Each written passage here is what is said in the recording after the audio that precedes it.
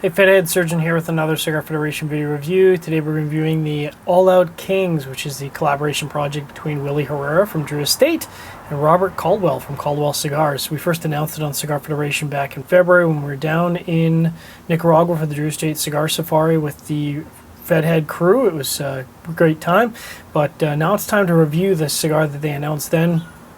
Pretty awesome project. This cigar's got a Connecticut stock cut sun-cured Habano wrapper, which makes sense because Drew Estate tends to like that Connecticut stock cut wrapper for the Maduro offering. It's got a Indonesian Sumatra binder, and then it's got some Jalapa Viso, some Esteli Viso, that's going to give it a lot of bite, and then a Dominican C98 Seco and Connecticut broadleaf Ligero. So this cigar is probably going to have a lot of body to it with that Connecticut broadleaf Ligero and that Esteli Viso. They're available in 20 count boxes. They're going to come in 4 sizes. So the Smash, which is a 5x52, Give Me Your Lunch Money, which is kind of funny, 5 3/4 by 46. I'm probably going to be gravitating towards that. Forever Last, which is a 6.5 by 54, and the Fourth Pose, which is a 6x54 Torpedo. Now we're smoking a pre-release sample today, which is the Fourth Pose 6x54. I'm a big fan of the Torpedo Vitola. Not normally a big fan of anything over 52 ring gauge, but I suspect this cigar will probably win me over. So now that we've talked about the particulars, let's get down to the nosing here. It's got that wonderful Habano, sort of spicy, leathery nose to it. A little bit of dry wood underneath that, quite light. In the foot, it's got some very subtle baking spices. That's about it. I'm surprised the nose is as light as it is, actually.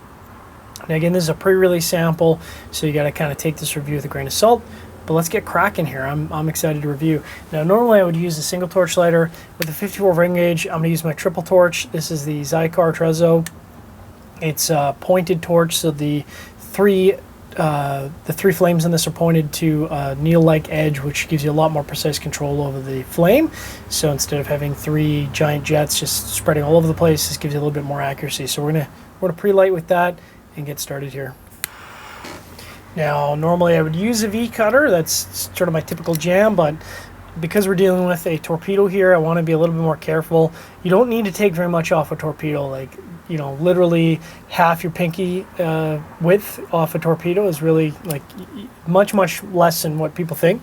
So we're just going to take a little bit here, and of course remember you can always cut twice, but if you take too much you can't take that cut back. So just a tiny little cut off that. No surprises, producing tons of smoke. Pretty consistent with a lot of Drew Estate cigars. Initial impressions are quite soft and subtle. A little bit of sweetness, maybe a little bit of spice, sort of delayed hit to the tongue, very tip of the tongue. A little bit of woody aspect to it. We'll check out the Retro Hale here. Retro Hale's got kind of a nice honey sweetness to it, not overpowering, very balanced. We've got a lot of cigar to go here, probably an hour 45 minute smoking time on a cigar this big. I'll check back in, see how it goes. So we really just kicked off the review here, and already there's some flavor profile changes. The sweetness has kind of evolved already to this sort of clover sweetness. What I mean by that is, you know, when you smell a very sweet clover, so I'm getting kind of a little bit of chlorophyll mixed in with that sweetness. It's a very interesting start to the first third. Like I said, we've got a lot of cigar to go here, so there's, I'm sure, going to be a lot of flavor profile changes. So this first third continues to evolve quite rapidly. I'm getting chocolate, like a light plus chocolate here, mixed in with a hint of espresso together, adding tons of wonderful body, just accenting that sweetness and all kind of blending together. Very good start. We're just coming up on the 20-minute mark here, and there's a flavor profile, flavor combination here.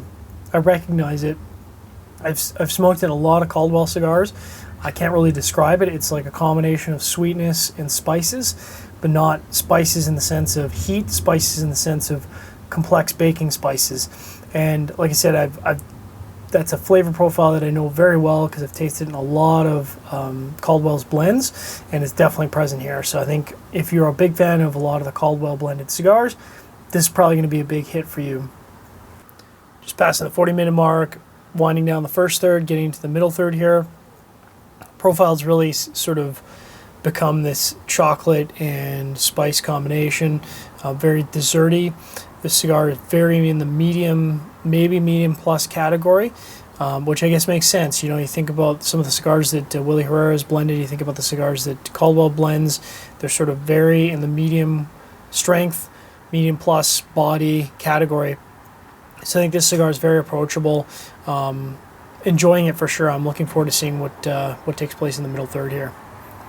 Coming up on the 50-minute mark, and there's a little bit of cedar coming into the mix here.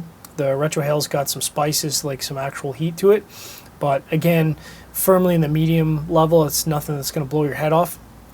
It just adds to the complexity in the body here. It's all sort of very coming together here with a little bit of creaminess underneath everything. At the halfway point of the All Out Kings, and I would really describe this as if a Herrera Esteli Lonsdale and a King is Dead from Caldwell had a love child, which I guess they kind of did. That would describe this cigar pretty eloquently in my mind. It's really a merger of the two flavor profiles. It's quite enjoyable.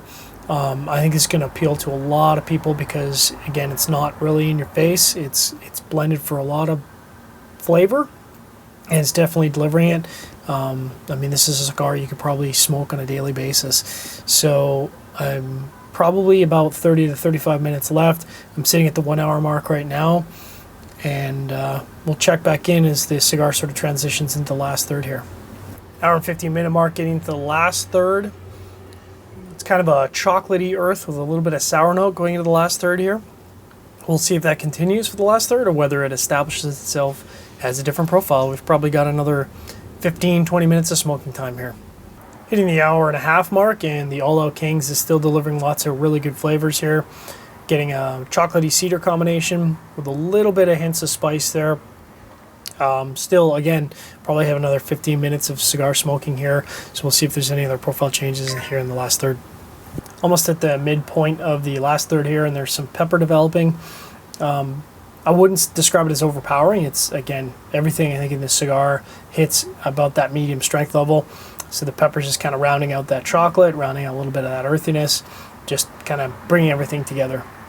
Wrapping up the review of the pre-release of the All Out Kings, the collaboration between Willie Herrera and Robert Caldwell.